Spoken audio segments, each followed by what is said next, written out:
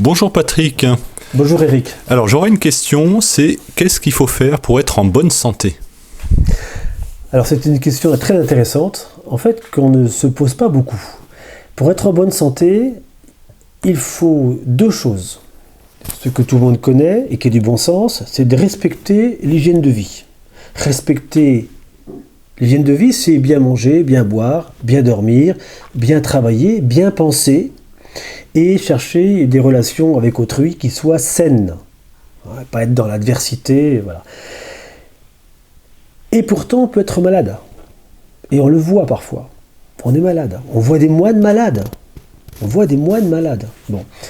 Quelles que soient les religions. Pourquoi ?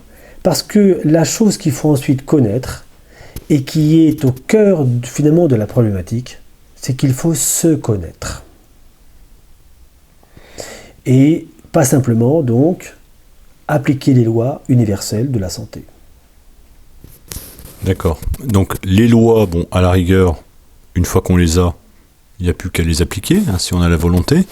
Mais se connaître, comment se connaître ? Pour répondre à cette question, c'est mettre le doigt sur finalement ce qui fait notre spécificité en tant que personne, c'est-à-dire il faut que nous connaissions notre psyché. Voilà. Oui, parce que chacun est différent. Là, pour le coup, c'est un travail qui va nécessiter une individualisation. C'est pas une connaissance universelle. Non, effectivement, c'est vraiment un travail tout à fait particulier que le thérapeute devra avoir à l'égard de son patient. Il faut bien se rappeler ce que nous a dit au début du XXe siècle Ernst Haeckel, qui est que toute pathologie, quelle qu'elle soit, vient d'abord de notre état de stress. Donc le stress est la cause principale et la plus impactante sur notre santé physique. Donc il faut rien faire alors, faut pas travailler, faut rester au lit.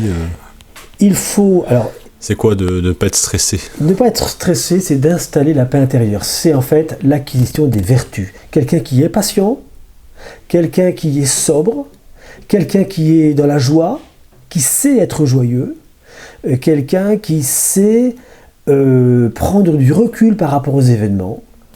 Eh bien, c'est quelqu'un qui va installer une véritable paix intérieure. On ne gère pas son stress, on élimine son stress par la paix intérieure. D'accord. Et bien, nous allons poursuivre par d'autres vidéos sans doute toutes ces considérations, puisque ça ouvre quand même à pas mal de questions. Donc je vous invite à suivre les prochaines vidéos et vous abonner à la chaîne. À bientôt. À bientôt, au revoir. Merci Eric.